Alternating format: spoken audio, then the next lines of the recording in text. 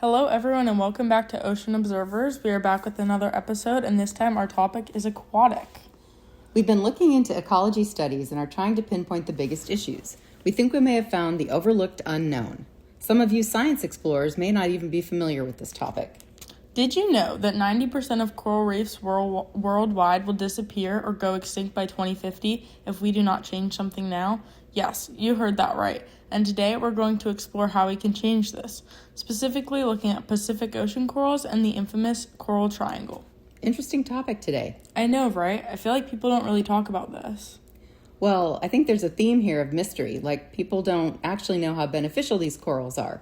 Before studying science at SU, I kind of thought corals were like rocks and not living. I see where you got that. They do kind of seem like rocks. They really do. But now that I'm educated, I'm going to tell you all about what I learned. Go for it. Unfortunately, this is very, very scary for our planet. I don't think coral impacts us that much as a planet. I mean, I did the research for solutions to this issue, but I don't see the issue with the coral disappearing. Well, clearly, first we need to talk about how crucial coral is to our ecosystem. Coral provides homes for about 25% of fish population worldwide. To put that into perspective, fish are around 18% of the meat humans eat around the globe. Strikingly, more severe in island nations with up to 90% of animal protein coming from fish. Right? So corals house around 6% of the meat we eat annually, way more than 6% if you look down the food chain. That's the meat and protein for over 480 million people. That's enough protein for more than the entire U.S. These are scary numbers. We also have to think about food webs. Without 25% of fish, many smaller fish would be wiped out. That would starve bigger fish and totally crush the ocean's symbiotic relationship. Yes, totally, and that's not all. Over 1 billion people globally rely on the ocean economy. Economies in fishing towns suffer the most, with between 50 to 90% of money in fishing towns coming from profiting off the ocean. Okay, I need to pause the podcast here and do some more research because clearly I am unprepared. Okay, so we really did stop the podcast there to gather more information on this topic, and now I feel ready. I have been ready clearly, but let's keep rolling. Before you were just talking about fishing towns benefiting from corals, and after my research, I am thinking about medicine, like cures to cancer or arthritis, or even the ocean's balance and carbon systems. The ocean is such a powerful source of life with so much to offer, and without coral, none of this would be possible. So now that you and our audience understand why coral is important, we can discuss what's happening to them. Coral are very living organisms, even though they look unassuming. Corals have algae living inside of them. This algae provides the corals food, energy, and even color using photosynthesis. When the corals get what is known as stressed, through drop or increase of temperature, even by only 7 or 8 degrees, or high pollution levels, the coral expels the algae. Stressed corals quickly become weak and are unable to benefit the surrounding ecosystem. This is also what causes the coral to turn white, hence the name coral bleaching. Wow, only a few. It really doesn't take that much.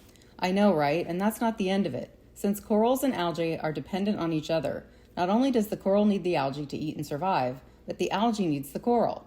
This is because the coral provides a safe home for the algae that's protected from predators. The coral also contains CO2 that the algae needs for photosynthesis, as well as nutrients like nitrogen and the coral's waste and sunlight. So, the algae and the corals clearly need each other to thrive. That's right. But this goes even deeper than that, as many algae directly and indirectly benefit 99% of the ocean's organisms. This goes as well for the coral's relationship with filter feeders, which have a similar relationship. Okay, so, while you've been talking, I've just pulled up some statistics for us, so you can see how horrible you are. I'm joking, but really, I just want everyone listening to see why we've got to change our planet. Good point. I'll take a listen. I'm going to quote oceanservice.gov. In 2005, the U.S. lost half its coral reefs in the Caribbean in 1 year due to a massive bleaching event. Whoa, 50%. Yes. That's wild. Yes, truly. Some coral can survive being stressed, not to mention, so not all coral impacted were fully lost or died, but still hurt. That means only many more may be damaged in the Caribbean, right? Yes, that's correct. Wow, we may be doomed. Just listen, it gets worse. According to Science Direct, in the Florida Keys, water dropped minus 6.7 degrees Celsius lower than that of the typical temperatures at that time of year. This also caused a stressing event where many corals were bleached and died. I see, but how do we change events like that if the water got colder? Sometimes we can't affect the coral bleaching events since some occur naturally, but this only makes it more important to not cause more. In that case, a weather event called a cold snap took place, which dramatically changed the ocean's temperature. The impact of this event caused coral deaths, coral reproduction decline, biodiversity decline, and economic impacts. This single coral bleaching event did so much damage to our ocean, and it is only one of many. This is way bad, but you can't have all the fun. I'm sharing one. Okay, go for it. Since 2014 to 2017 was an unprecedented period of successive record-breaking hot years. It coincided with the most severe, widespread, and longest-lasting global-scale coral bleaching event ever recorded. The event resulted in a very high coral mortality on many reefs, rapid deterioration of reef structures, and far-reaching environmental impacts. Okay, I'll give it to you. That was a good one. That shows how humans are impacting the reefs because we know the record-breaking years come from us. Yeah, I have just the quote for that too. According to the International Panel on Climate Change, human activities are responsible for virtually all of the increase in greenhouse gases in the atmosphere over the last 150 years. Okay, now you guys may be getting bored of hearing about the problems, impacts, and evidence of such. We're going to give you some light at the end of the tunnel and discuss solutions. Yay, my favorite. For sure. There are 5 main solutions for coral bleaching. Okay, here we go.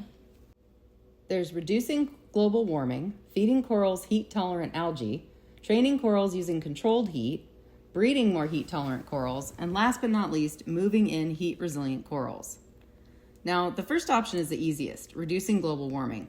This would lower ocean temperatures. However, we have struggled with this for centuries.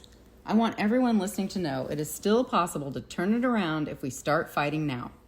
Using less electricity, recycling, wasting less food, and big companies working toward low-emission solutions can all significantly reduce and reverse global warming. It can be as simple as turning off the lights, driving on eco, putting cans in the recycle bin, or even eating that one slightly brown banana. I call option 2. Feeding corals heat-tolerant algae. I'm going to botch these algae names, so be warned. Corals typically live in zooxanthellae, which have a generally low resistance to heat. Heat-tolerant coral algae, such as Durucinium trenchiae, will not expel the coral even when the times are tough and the heat is high. Scientists could try mass breeding these algae with the right funding and dumping the algae over the corals. Okay, option 3, training corals using controlled heat. This involves slowly bringing up water temp in a controlled zone. Over time, this would build up the coral's heat tolerance.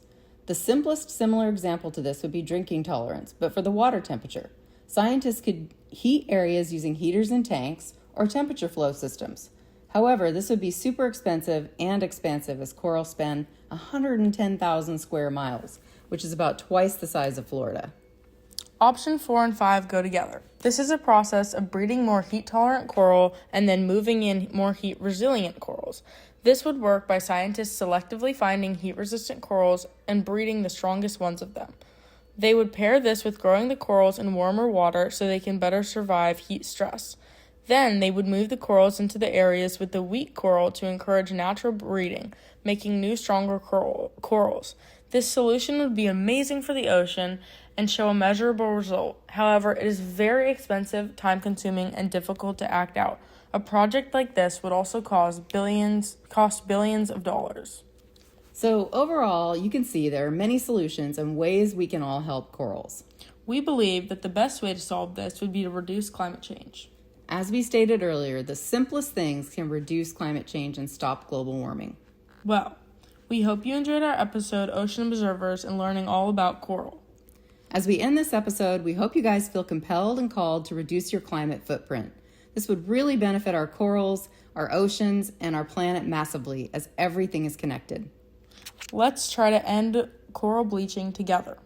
On a positive note, the hint for the next episode is Lululemon. Ooh, good one. See you next time. Ocean Observers out.